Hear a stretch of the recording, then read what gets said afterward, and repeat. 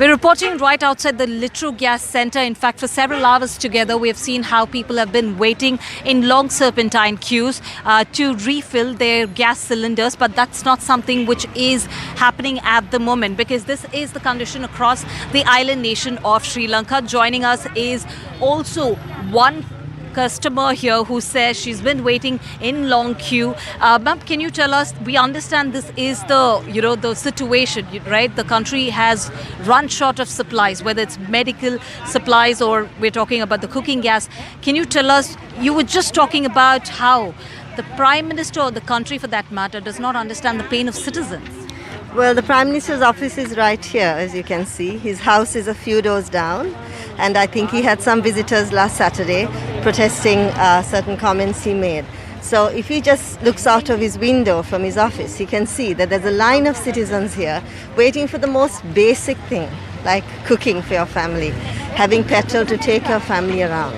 I mean, you can see the pain on the people's faces because they've been waiting for a long time. And we want to understand, what does the government think? That are we fools? We don't know what's going on.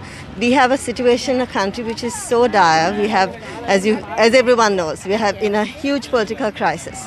And what do? They go and put in somebody who is there, someone as the Prime Minister, whom doesn't seem to have much support. If you can see the amount of protest over there. Yesterday at Go Tagama, now they have added Ranil Go Home. The fact of the matter is, why are you all playing with the citizens of this country? We are not fools. We know that the country has been robbed by all the politicians. We have no money left, right? We went through a war of 30 years, but we never had to stand in queues for petrol or for fuel. We never had to go to supermarkets where there was no food there. We know the money has been stolen. Everyone knows the money has been stolen. There are papers, Pandora papers, international papers, local papers written on who has stolen what. Well, nothing is happening. Everybody voted in Ranil a couple of years ago, including myself, because we wanted him to take accountability to the Rajapaksa government. Of course, he obviously made his deals. Not a single person was arrested or held accountable for any of the things they did against this country.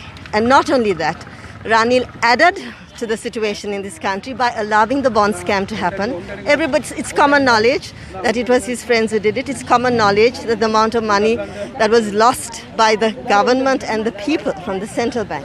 This is the kind of Prime Minister who has been appointed by Gotabaya because Ranil is going to support the Rajapaksas. Now, are you all making mockery out of this country's citizens? We have an 80% literacy rate. You can see people are not stupid. Even the ordinary person on the road will tell you that what this government has done. Right. But we are still being treated like imbeciles who don't know what is happening. Yeah. We're really done, and this government is really pushing the people. You saw what happened on May 9th.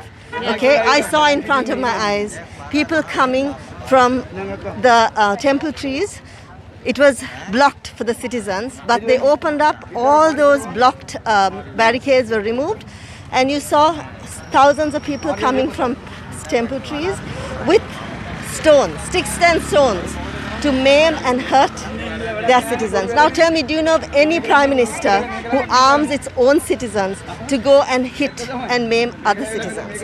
I saw in front of my own eyes how they came, and there was no discrimination. There was a woman there, they were beating her up. They would beat anybody up there.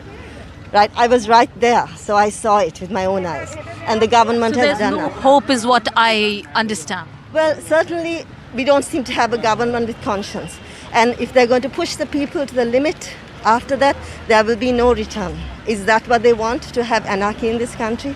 This was a country which was tipped to have so much. We were supposed to live here in so much of comfort. I've been here for 30 years. I came back after studying. I've been in this country hopeful that we will have a good life. I've been here for 30 years, and at least throughout the entire war I've been here. And I feel so cheated. I feel like, what did I wait here for?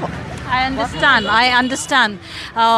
In fact, this is something similar. The voices are resonating in a similar tone across the length and breadth of the island nation of Sri Lanka.